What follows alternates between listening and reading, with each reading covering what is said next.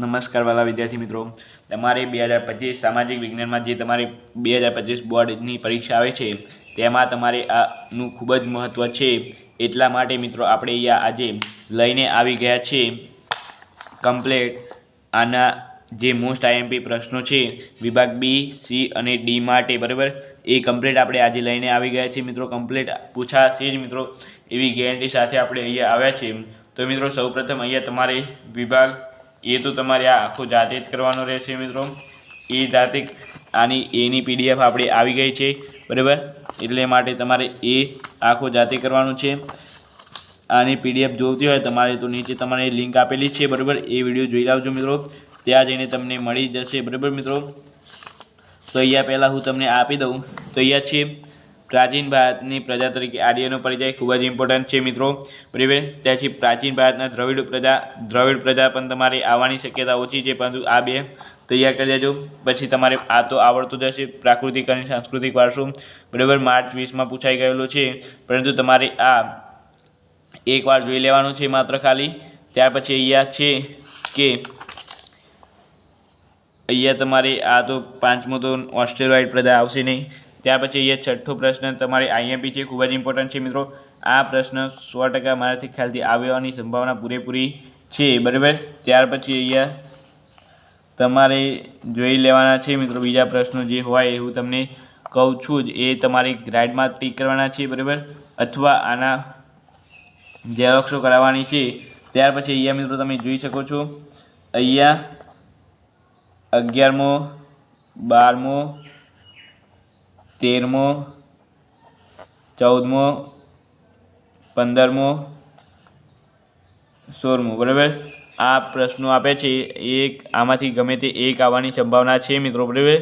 આટલા તૈયાર કરી દેજો, બરાબર. ચેપ્ટર નંબર 1 અહીંયા તમારે આની સાથે એક જ મિનિટ મિત્રો, પછી જોઈ લઉં બીજા છે કે નથી. ભાઈ જે સ્ટાર્ટ કર્યા એટલા છે મિત્રો. ત્યાર પછી આ બીજા તો લાગતા નહીં. અહીંયા રાષ્ટ્રીય મુદ્રામાં કયા કયા છે તો તે જ યાદ રાખજો: 4 સિંહો, ઘોડો અને હાથી તેમજ બળદ. આમ આ પ્રાણીઓ દર્શાવેલ છે. 4 સિંહો છે, ઘોડો છે, હાથી છે, બળદ છે, બરાબર. ત્યાર પછી આર્ય પ્રજા અન્ય કયા નામથી ઓળખાય છે તો નાર્ડિક અને હિન્દુઓના નામથી પણ ઓળખાય છે. નાર્ડિક અને હિન્દુઓના નામે ઓળખાય છે, બરાબર. ત્યાર પછી આ એક તમારે આ તો કંઈ આવવાની સંભાવના નથી, પરંતુ જોઈ લેજો મિત્રો. આ ખૂબ જ ઇમ્પોર્ટન્ટ છે. આ પ્રથમ પરીક્ષામાં તમારે આવી ગયો હતો, બરાબર. ત્યાર પછી જઈએ સંગીત રત્નાકરનો પરિચય આપો, અથવા મિત્રો તમારે સંગીત રત્નાકરનો પરિચય આવી શકે, અથવા આ તમારે 4 ગુણમાં છે એટલે આ ભવાઈ તમારે પૂછવાની સંભાવના ઓછી છે. પરંતુ તમારે મિત્રો અહીંયા નૃત્યના પ્રકાર અને તેના ઉદ્ગમ સ્થાનો, ત્યાર પછી કથકલી ખૂબ જ ઇમ્પોર્ટન્ટ, ભારતના એક કલાકી કામ ખૂબ જ ઇમ્પોર્ટન્ટ, બરાબર. ત્યાર પછી ગુજરાતમાં ગરબી અને ગરબા તમારે નહીં આવે મિત્રો. ત્યાર પછી લોથલના કારીગરો તાંબા અને ધાતુમાંથી શું બનાવતા હતા? માનવ જીવન પર વૃક્ષો વનરાજી સાથે જોડાયેલો છે, ખૂબ જ ઇમ્પોર્ટન્ટ છે મિત્રો, બરાબર. ત્યાર પછી અહીંયા તમને આપીએ તો બીજો છે કથક પણ આવવાની સંભાવના છે મિત્રો, બરાબર. ત્યાર પછી નાટ્ય કલા, આ બધી તમારી આ હકીક તમે પેલો આગળ કરશો એટલે આ ખબર પડી જ જશે. કેટલા રાગ છે ભારતની સંગીતમાં? કેટલા રાગ છે તો કુલ 5 રાગ છે: શ્રી, દીપક, હિંડોળ અને મેઘ અને ભૈરવી. આ રાગ ભગવાન શંકરના 5 મુખથી ઉત્પન્ન થયા છે, બરાબર. અહીંયા મિત્રો તમારે આ બીજી પરીક્ષામાં આવી ગયો હતો, બરાબર. ઇમ્પોર્ટન્ટ પ્રશ્ન છે મિત્રો, બીજી પરીક્ષામાં આવી ગયો તો તમારે કે સંગીત રત્નાકર તો કોણ આવે છે? રત્નાકર તો સારંગદેવ, બરાબર. પંડિત રત્નાકર. અને પારિજાતિક તો પંડિત અહોબલે, બરાબર. સંગીત રત્નાકર તો સંગીત સારંગદેવ, બરાબર. રત્નાકર કોને? સારંગદેવે શું પહેર્યા હતા? સારંગદેવે શું હતા? રત્નાકર પહેર્યા હતા. અને પારિજાતિક કોણ હતું તો અહોબલ, બરાબર. એમ યાદ રાખશો તો પણ આવડી જશે. ત્યાર પછી અહીંયા કુચીપુડી તમારે આદિવાસી નૃત્ય છે મિત્રો. આ ખૂબ જ ઇમ્પોર્ટન્ટ પ્રશ્ન નથી એટલે આને આપણે અહીંયા અત્યારે જોવાના નથી. આ મિત્રો ખૂબ જ ઇમ્પોર્ટન્ટ છે. કુમિન એટલે શું તો કુમિન મણિપુરી નૃત્ય કરતી વખતે પહેરવામાં આવતી ઘેરાદાર ચણિયોને કુમિન કહેવાય છે. અને ગરબો તો ગરબદી પરથી બની આવે છે. તે આ ગરબો તો આવડવો જોઈએ, તમે ગુજરાતી છો એટલે ગરબાની કોઈ વિશેષણ તમારે પૂછવાની શક્યતા જ નથી. એટલે પછી જે કાતંકળામાં કઈ પ્રક્રિયા બનાવવામાં આવે છે, તો અહીંયા કાતંકળા મિત્રો આઈએમપી છે મિત્રો, છે નાનો પરંતુ 2 માર્ક્સમાં પૂછાઈ જાય એવું છે. તો કાતંકળામાં રૂની પૂણીમાંથી તાંતણા ખેંચવા માટે તેને પર વડ ચડાવી એકબીજાને પકડમાં લઈ લાંબો દોરો તૈયાર કરવામાં આવે છે. 2 વાળી મિત્રો આઈએમપી પ્રશ્ન છે, બરાબર. હડપ્પા માટીના વાસણોમાંથી કઈ બાબતોને બાદ પડતા? તો હડપ્પા માટીના વાસણો પર ફૂલ છોડ અને ભૌતિક રેખાંકિત બાદ પાડતા. પછી ગોપ ગુંથનનો પરિચય આપો. ગોપ ગુંથન બહુ છે નહીં મિત્રો, બરાબર. ત્યાર પછી રાસનું પછી ઇમ્પોર્ટન્ટ છે, નાટ્યકલા પ્રતિબિંબ આપે છે, બરાબર. ખાસ કરીને કરજો મિત્રો, કારણ કે આ પૂછાવાની શક્યતા છે. મણિપુરી નૃત્ય શૈલી તમારે આવવાની શક્યતા નથી મિત્રો, પરંતુ તેની પણ 2-3 લીટી કરી દેવાની. પછી લાકડામાંથી કઈ રમકડા બાજુ આ જોઈ લેજો મિત્રો, બરાબર. પઢાર નૃત્ય કેવી રીતે છે, પઢાર આવી જશે, બરાબર. બીજું તો કંઈ છે નહીં. પછી અજંટા એલોરાની ગુફામાં તમારે મિત્રો આમાંથી 4 મુદ્દા લખવાના, 1, 2, 3 અને આગળનું 1 લખશો પછી પૂરું. પછી બીજા કંઈ મુદ્દા લખવાના નહીં, કારણ કે આ કેટલા 2 ગુણનો પ્રશ્ન છે, એટલે 4 મુદ્દા તમારે 2 ગુણને લખવાના. અહીંયા બહુ મોટું આપ્યું છે, અહીંયા પણ આપ્યું છે જો, પરંતુ આટલું બધું લખવાનું નહીં મિત્રો, બરાબર. એટલે આ પણ તમારે એક આઈએમપી છે, આપી દઉં તમને. ત્યાર પછી ઇલોરાની ગુફાઓ. તો મિત્રો ઇલોરાની ગુફાઓમાં અહીંયા તમે જોઈ શકો છો, તો ઇલોરાની ગુફા પણ આવવાની શક્યતા છે. આમાં પણ તમારે કેટલા 4 મુદ્દા લખવાના પહેલાં, બરાબર. બીજું કંઈ લખવાનું નહીં, બરાબર. આટલું લખશો એટલે તમારે થઈ જશે. અથવા અહીંયાથી 1 મુદ્દો આ ઉમેરી દેવાનું, એટલે તમારે કમ્પ્લીટ પૂરેપૂરા 2 માર્ક્સ આવી જાય. કારણ કે અહીંયા જો મિત્રો લંબાઈ 50 મીટર છે, પહોળાઈ 33 મીટર અને ઊંચાઈ 30 મીટર છે. આ લખશો અને તેમાં અહીંયા લખી દેવાનું, એક જ પથ્થરમાંથી કોતરીને બનાવ્યું છે. કૈલાસ મંદિર, તેના દરવાજા, ઝરૂખા અને એક સુંદર સ્તંભો સુશોભિત છે. તે અણવીય છે. બૃહદ મંદિરનો પરિચય આમાં પણ તમારે આવી શકે છે મિત્રો, બરાબર. આમાં માટે તમારે પહેલાં 1, 2 અને 3 અને 4 મુદ્દા લખવાના. બીજું તમારે એક આ લખી દેવાનો મુદ્દો, બરાબર. એટલે કમ્પ્લીટ લાગે, બરાબર. ત્યાર પછી અહીંયા તમારે એલિફન્ટાની ગુફાઓ આવવાની શક્યતા છે, કારણ કે બીજી પરીક્ષામાં પૂછાય તો, બરાબર, 2 માર્ક્સમાં. ત્યાર પછી અહીંયા તમારે દિલ્હીનો લાલ કિલ્લો પણ આવડવો જોઈએ, 2 માર્ક્સનો છે. 1, 2, 3, 4 મુદ્દા લખવાના છે ખાલી. ત્યાર પછી અહીંયા છે સ્વર્ગ, આઈએમપી 100% મિત્રો, આઈએમપી, બરાબર. કેટલી વાર પૂછાયું છે? માર્ચ 20, 22 અને 24, બરાબર. 20, 22 અને 24માં પૂછાયેલો છે મિત્રો આ પ્રશ્ન. એટલે 25માં પણ આવવાની સંભાવના છે. આમાં પણ તમારે પહેલાં 3 જ મુદ્દા લખવાના છે, 3 કે 4, બરાબર. આટલું આખું તમારે લખવાનું નથી, પરંતુ એમ કે તાજમહેલની ટૂંક નોંધ કેટલા 4 માર્ક્સમાં પૂછાય. 4 માર્ક્સમાં તો આ પાઠ છે પણ નહીં, એટલે 3 ગુણમાં પણ પૂછાઈ શકે, અથવા 2 ગુણમાં જ પૂછાશે મિત્રો. 2 ગુણમાં એટલે 2 ગુણમાં 3 થી 4 મુદ્દા લખવાના, વધારે કરીને નહીં લખવાનું મિત્રો, બરાબર. ફતેહપુર સિકરી તમારે આવી શકે છે. ફતેહપુર સિકરીમાં 1, 2 અને 3 મુદ્દા લખવાના, બહુ લખવાના નથી. હુમાયુમાં 1, 2, 3 અને આ 4 મુદ્દા તો આપેલા છે ઓલરેડી, એટલે હુમાયુ આઈએમપી છે મિત્રો, બરાબર. હુમાયુનો મકબરો. પછી ગોવા દિવાળી એ પણ આવવાના નથી. આગ્રાનો કિલ્લો તમારે આવડવો જોઈએ મિત્રો. અહીંયા આગ્રાનો કિલ્લો યમુના પ્રદેશ પાસે આવે તે લાલ પથ્થરમાંથી બનાવેલો કિલ્લો છે. તે આગ્રા અત્યારે જ યાદ રાખી દો મિત્રો. આગ્રાની દિવાલ 70 ફૂટ ઊંચી છે. કિલ્લાઓનો ઘેરાવ લગભગ 1.5 માઇલ જેટલો છે. આ કિલ્લાનું નિર્માણ હિન્દુ અને ઈરાની સ્થાપત્યમાં થયું. આ લાલ પથ્થરનો બનેલો છે. તેથી તેને લાલ કિલ્લો કહે છે. આ કિલ્લો બનાવટમાં લાલ પથ્થરનો ખૂબ જ કુશળતાપૂર્વક ઉપયોગ કરાયો, તેથી દિવાલો ક્યાંક તિરાડો દેખાતી નથી. આ કિલ્લાનો સમ્રાટ અકબરે જહાંગીર મહેલે બંધાવ્યો હતો. આ મહેલ ગુજરાતી અને બંગાળી સ્થાપત્ય શૈલીનો નમૂનો છે. આ શાહજહાંએ જિંદગીમાં આખરી દિવસો આગ્રાના કિલ્લામાં ગુજાવ્યા હતા, બરાબર. આ રીતે તમે લખી શકો છો. ત્યાર પછી અમદાવાદમાં સાંસ્કૃતિક વારસાના સ્થળોની યાદી બનાવવાની છે મિત્રો. અહીંયા તમે જોઈ શકો છો, એકવાર જોઈ લેશો તો પણ આવડી જશે. ભદ્રમતી, જામા મસ્જિદ, રાણી એટલે કે મસ્જિદ એ નાગીના, પછી સરખેજાનો રોજો, પછી કાંકરિયા તળાવ, સારંગપુર મંદિર. ત્યાર પછી આ સારંગપુર અને ગોપીનાથ ઝૂલતો મિનારો. પછી અહીંયા તમે આપેલ છે રાની રૂપીની મસ્જિદ, દાદા હરીની વાવ, સૂફી સંત શાહ આલમનો રોજો, રાણી હજીરો, આઝમ ખાનનો એમ મિત્રો અજય મસ્જિદો આપેલ છે, તમારે આ જોઈ લેવાના છે મિત્રો એકવાર, બરાબર. ત્યાર પછી હમ્પી નગરની સ્થાપત્ય કલા એના આવી શકે મિત્રો. ત્યાર પછી અહીંયા તમારે જોઈ શકો છો કે ગુજરાતમાં કોઈ પણ 2 સ્થળોની માહિતી આપવાની છે, ખૂબ જ ઇમ્પોર્ટન્ટ. બીજી પરીક્ષામાં આ જ પૂછાયો હતો. તો પહેલું છે ધોળાવીરા, તે કચ્છના ભચાઉ તાલુકામાં ખરીબેટમાં આવેલ તે આ નગર આદર્શ હડપ્પીય સંસ્કૃતિના વેપાર વાણિજ્ય કેન્દ્ર જાણીતું છે. આજે 5000 વર્ષ પહેલાં અહીં ઘરેણા અને મણકા બનાવવામાં કારખાના હતા. પછી લોથલ, ધોળકા તાલુકાના અમદાવાદના ભાવનગર હાઈવે નજીક આવેલું પુરાતત્વ સ્થળ છે. તે પ્રાચીન વાણિજ્ય ધર્મનું હડપ્પિયન સંસ્કૃતિ બંદર છે. ઉપલા સ્થળ ઉપર જણાવેલ બંને સ્થળો સિંધુ ખીણ સંસ્કૃતિ નગર સભ્યતાના અવશેષો છે. કુતુબ મિનાર આવી શકે મિત્રો. બે મુદ્દા તૈયાર કરી દેજો, આમાંથી પણ આવવાની સંભાવના છે. બરાબર. ત્યાર પછી અહીંયા તમારે બીજું તો કંઈ છે આપતો નથી. બરાબર. ચાંપાન પરિચય એ પણ આવી શકે નહીં. ત્યાર પછી ઇલોરા લાસ્ટ એક આપી દઉં છું. ઇલોરા તમારે આવવાની સંભાવના છે. 2 મુદ્દા લખવાના મિત્રો. બરાબર. આમાં પણ વધારે બહુ લખવાનું નહીં. એક તો આ 16 નંબરની ગુફામાં કૈલાસ મંદિરોની ગુફા 16 નંબરની ગુફામાં આવી. કૈલાસ મંદિરની દક્ષિણ ભારતના રાષ્ટ્રકૂટ રાજાઓ એક મોટો ખંડ અદ્ભુત છે બનાવવામાં આવે છે. તેની લંબાઈ 50 મીટર, પહોળાઈ 33 મીટર, ઊંચાઈ 30 મીટર છે. આગળ મિત્રો તમે જે તૈયાર કર્યો આ એક મુદ્દો, આ ઇલોરાની ગુફા એ જ આવી જુઓ મિત્રો. અહીંયા આ જે મુદ્દા છે એ પાછળના 1, 2, 3 એ જ અહીંયા આવ્યા છે. એ જ પ્રશ્ન છે મિત્રો. બરાબર. તમારે એટલે આ તૈયાર કરી દેવાનું છે. ખાસ કરીને એક જ છે. બરાબર.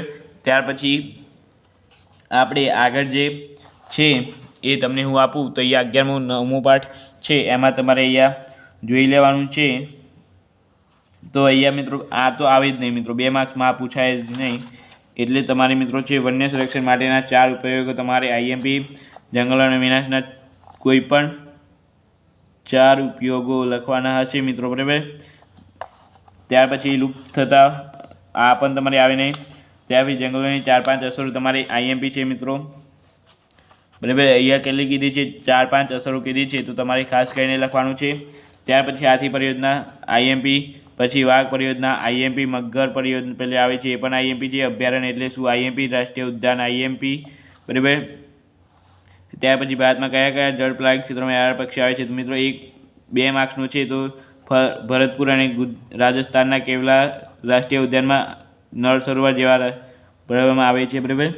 ત્યાર પછી અહીંયા મિત્રો છે તમારે આ જોઈ લેવાના છે કયા કયા વાઘ જોવા મળતા. તો ઈડર ગુજરાતમાં અગાઉ ઈડર, અંબાજી, પંચમહાલ, ડાંગ જેવા જોવા મળતા હતા. ભારતના કાશ્મીર સમુદ્ર કિનારે, ઓડિશા નદી કિનારે એક જ સમયે ગુજરાતી નદીઓમાં જોવા મળતી જળબિરાડી આજે લગભગ લુપ્ત થઈને આરે છે. તો અહીંયા તમારે આ જોઈ લેવાનું છે મિત્રો. બરાબર. ત્યાર પછી આ પણ તમારે ઇમ્પોર્ટન્ટ છે મિત્રો, એટલે જોઈ લેજો થોડોક. પછી વન સંરક્ષણ માટેના ઉપયોગો કોઈ પણ 4-5 તમારે પૂછાઈ શકે. બરાબર. વન સંરક્ષણ માટેના ઉપયોગો એટલે તૈયાર કરી દેવાના 4 કે 5. ત્યાર પછી અહીંયા મિત્રો તમારે એ જ આપેલું છે જૈવ આરક્ષિત ક્ષેત્ર. બરાબર. હું તમને કહી દઉં આ જૈવ આરક્ષિત ક્ષેત્ર, રાષ્ટ્રીય ઉદ્યાન અને અભયારણ્ય. રાષ્ટ્રીય ઉદ્યાન, અભયારણ્ય 3માંથી એક પૂછાવાની હોય તો મિત્રો એ છે અભયારણ્ય. બરાબર. અભયારણ્ય ખૂબ જ ઇમ્પોર્ટન્ટ છે મિત્રો, એટલે આ 3માંથી કોઈ પૂછાશે તો અભયારણ્ય પૂછાવાની સંભાવના છે. બરાબર મિત્રો. ત્યાર પછી છે ખનિજ અને ખનિજ સંસાધન. તો ખનિજ સંસાધનમાં તમારે બહુ ટેન્શન લેવાનું નથી, કારણ કે આમાં તમારે ખૂબ જ ઓછા પૂછાતા હોય છે. એમાં તો હું તમને આપી દઉં. પહેલાં તો અહીંયા છે ખનિજ મેંગેનીઝનો ઉપયોગ કોઈ પણ 3, 4. બરાબર.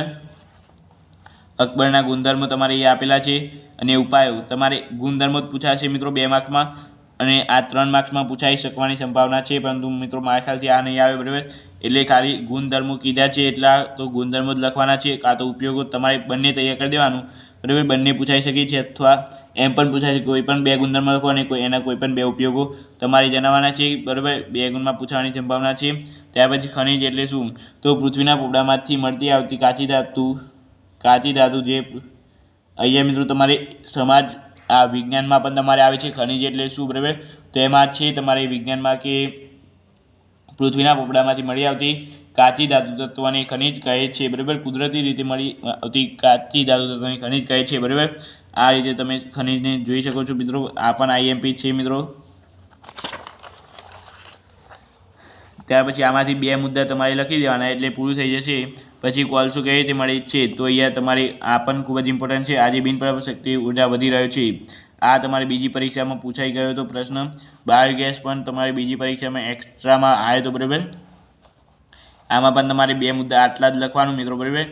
2 ગુણ મળી જશે. પછી તમારે અહીંયા આધુનિક યુગ ખનિજ યુગ કહે છે. શા માટે ઇમ્પોર્ટન્ટ છે મિત્રો? બરાબર. ત્યાર પછી તમારે અહીંયા તો કોઈ ધાતુ ખનિજનું વર્ગીકરણ ના ઇમ્પોર્ટન્ટ છે મિત્રો, કરી લેજો. ત્યાર પછી કુદરતી 2 માર્ક્સમાં પૂછાઈ શકે છે, કોઈ પણ 2 મુદ્દા લખવાના કહી શકે છે. બરાબર મિત્રો, એટલે એ છે. ત્યાર પછી છે અહીંયા કોલસાના ઉપયોગો જણાવવાના છે મિત્રો, જોઈ લેવાના. પછી ભૂતાપીય ઉર્જા સંસાધન, ઉર્જા પ્રાપ્ય સંસાધન ગુજરાતમાં કઈ સંસ્થાઓ, કઈ સંસ્થાઓ છે? આઈએમપી છે મિત્રો, સંસ્થાઓ છે મિત્રો. આ પૂછાય છે મિત્રો કેટલીક વાર. બોક્સાઇટના નામ પરથી, બોક્સાઇટ નામ શાના પરથી પાડવામાં આવ્યું છે મિત્રો? આઈએમપી. એક હેતુલક્ષીમાં પણ પૂછાઈ શકે છે આ. બરાબર. ત્યાર પછી મિત્રો અહીંયા આ બધું તો જોઈ લેવાનું છે તમારે. ધાતુના ગુણધર્મો આઈએમપી છે મિત્રો. ટૂંકનો સૌર ઉર્જા આઈએમપી છે.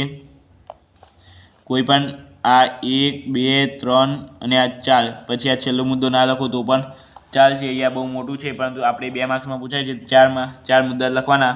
બરાબર. મેંગેનીઝ કયા શહેરમાં ઉપલબ્ધ છે? જોઈ લેજો મિત્રો. અહીંયા મેંગેનીઝ મહારાષ્ટ્ર, મધ્યપ્રદેશ, ઓડિશા, કર્ણાટક, ગોવા વગેરે રાજ્યમાં ઉપલબ્ધ છે. બરાબર.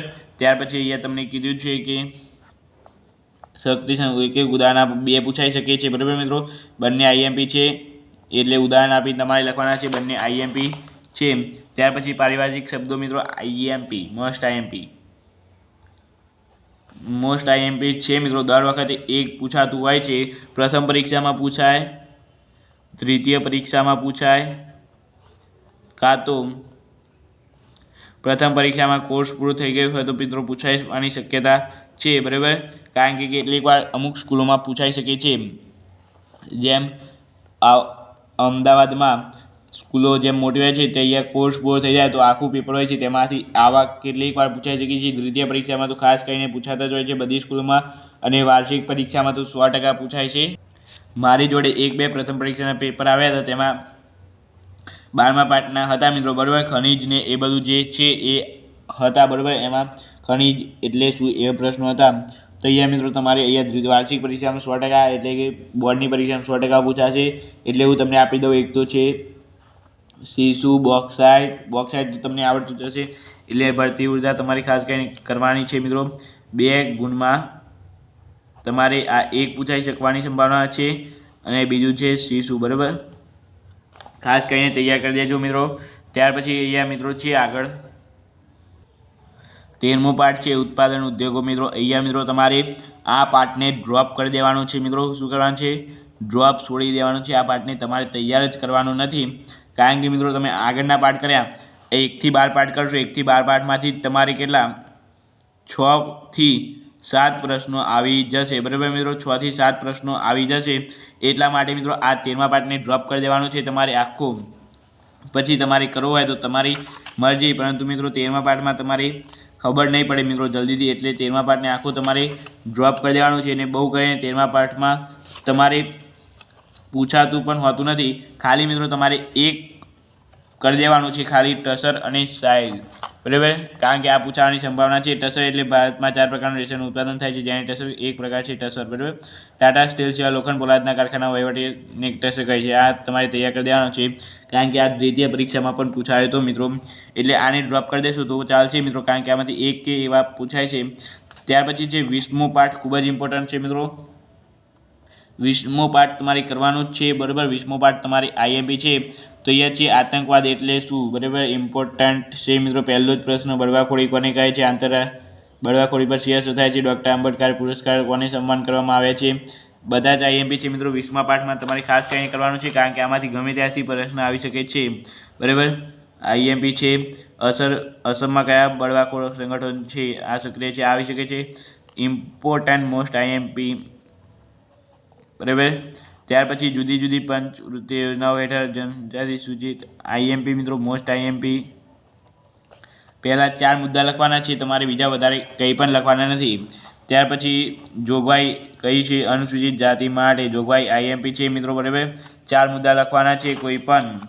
ત્યાર પછી ભારતની પછી એ મિત્રો આ તમારે ડ્રોપ કરી દેવાનું છે, આ તમારે આવવાની શક્યતા નથી, કારણ કે આ મોટા બહુ પ્રશ્નો છે, એમાંથી મોટા પ્રશ્નો તમારે લઈ ના શકાય, બરાબર. એ સરકારનો એક તો નિયમ છે, એટલા માટે તમારે એ ડ્રોપ થઈ છે. પછી જમ્મુ કાશ્મીર આઈએમપી છે મિત્રો, મોસ્ટ આઈએમપી 100% મારી ખ્યાલથી આ પૂછવાની સંભાવના છે મિત્રો, બરાબર, કારણ કે દ્વિતીય પરીક્ષામાં આવી શક્યો છે આ પ્રશ્ન, તો બોર્ડમાં પણ પૂછાશે જ મિત્રો, બરાબર. પછી આતંકવાદ એક વૈશ્વિક સમસ્યા મિત્રો, આઈએમપી મોસ્ટ આઈએમપી, બરાબર. ત્યાર પછી અહીંયા આગળ જોઈએ તો નસ્કરાવાદી આંદોલન, તમારે 2 મુદ્દા તૈયાર કરી દેવાના છે, આઈએમપી છે મિત્રો, ખૂબ જ ઇમ્પોર્ટન્ટ છે. અહીંયા લઘુમતીને કન્યાને એ તો મિત્રો નથી આઈએમપી. ત્યાર પછી મોસ્ટ આઈએમપી મિત્રો ગણી શકાય તો એવો છે એક પ્રશ્ન, મોસ્ટ ઇમ્પોર્ટન્ટ છે, બરાબર. ત્યાર પછી અહીંયા છે તમારે અનુસૂચિત જનજાતિની કલ્યાણ, આ બધા કોઈ પ્રશ્ન તમારે આવવાની સંભાવના નથી. બંધારણ આર્ટિકલ 29 તમારે તૈયાર કરી દેવાનું છે, ખાસ કરીને જે બંધારણ આર્ટિકલ્સ છે 29, 15 જે બીજા પણ છે એ તમારે ઇમ્પોર્ટન્ટ કરી દેવાના છે 1-2 મુદ્દા અંદરથી, કારણ કે આ મોટા પ્રશ્નમાં પણ આવી શકવાની સંભાવના છે બંધારણ આર્ટિકલ્સ, બરાબર. ત્યાં જોઈ લેવાના છે, એટલે જોઈ લેશો એટલે આવડી જશે. આતંકવાદ મોસ્ટ આઈએમપી મિત્રો, આમાંથી ગમે તે 6 મુદ્દા, કેટલા હું કહું છું 6 મુદ્દા તમારે તૈયાર કરવાના છે, કારણ કે આ પ્રશ્ન તમારે 3 ગુણમાં પણ મુકાઈ શકે છે, અથવા મિત્રો આ પ્રશ્ન 3 ગુણમાં નહીં પરંતુ 2 ગુણમાં જ આવશે, બરાબર. એટલે તમારે 6 મુદ્દા તમારે તૈયાર કરી દેવાના છે, કારણ કે આ મોસ્ટ આઈએમપી છે મિત્રો. આતંકવાદીની સામાજિક અસરો મિત્રો, દર ફરે દ્વિતીય પરીક્ષામાં આવે છે મિત્રો, બરાબર. આ ફરે આવે તો, અને આ ફરે હજુ આને બોર્ડમાં એક ફરે આવવાનો મોકો મળ્યો છે, તો આ 25માં પણ આવવાની સંભાવના છે મિત્રો, બરાબર. તો અહીંયા આ તૈયાર કરી દેજો. ત્યાર પછી અહીંયા છે તમારે લઘુમતી કોને કહે છે, તો મિત્રો આ લઘુમતી તમારે જોઈ લેવાનું છે, એકવાર આઈએમપી છે, બરાબર. તો મિત્રો અહીં વિભાગ બી આપણે સંપૂર્ણપણે અહીંયા પૂર્ણ કર્યો મિત્રો. વિભાગ બી આઈએમપી જેટલા પ્રશ્નો હતા એટલા તમારે આપી દીધા. 18 માર્ક્સનું હોય છે તમારે વિભાગ બી, તો કમ્પ્લીટ આમાંથી જ હું જે આપે છે આઈએમપી એમાંથી જ આવશે મિત્રો, 100% ગેરંટી સાથે, ગેરંટી વોરંટી સાથે, બરાબર મિત્રો. તૈયાર કારણ ભૂલતા નહીં. 13 પ્રશ્નો હશે, તેમાંથી કોઈ પણ તમારે 12 કે 11 પ્રશ્નો પૂછાઈ શકવાની સંભાવના છે મિત્રો. એક પ્રશ્ન તમારે 100% 12નો આવવાનો છે, આમાંથી પણ નહીં હોય, તમને આવડતો પણ નહીં હોય, કાં તો 2 પ્રશ્નો તમારે 12ના આવવાના સંભાવના છે, કારણ કે દર ફરક એવું જ હોય છે મિત્રો. દરેક વિદ્યાર્થીને 1 કે 2 પ્રશ્નો 12ના આવે છે મિત્રો, એ આવડતા નથી, બરાબર. પરંતુ બીજા તમારી જોડે 11 પ્રશ્નો છે, 11માંથી બીજા તમે 2 ડ્રોપ કરો ને તો પણ તમારે 9 પ્રશ્ન લખવાના છે મિત્રો, એટલે 9 પ્રશ્નો 100% તમારે આવશે ને આવશે. એટલા માટે અત્યારે કહું છું મિત્રો, આ પ્રશ્નો પહેલાં તૈયાર કરી દેજો. હવે માત્ર આ તમારે તૈયાર કરવું હોય તો કેટલા, માત્ર 6 કલાકની અંદર આ થઈ જાય, બરાબર. એટલે દિવસના 6 કલાક અત્યારે તમે ફાળો આના માટે, તો વિભાગ બી તમારે કમ્પ્લીટ થઈ જશે, બરાબર આનો. ત્યાર પછી વિભાગ સી માટે પણ હું મોસ્ટ આઈએમપી લઈને આવી શકું છું. એના માત્ર મિત્રો દરેક પાઠના 4 કે 5 જ પ્રશ્નો આપણે આપીશું, એક પણ પાઠના આપણે 7 કે 8 પ્રશ્નો આપીએ નહીં, બરાબર. એ આપણી ગેરંટી છે અને એમાંથી જ તમારે આવશે, બરાબર. તો ચાલો મિત્રો આપણે મળીશું આ video. Thank you so much. Video જોતા ખૂબ ખૂબ આભાર.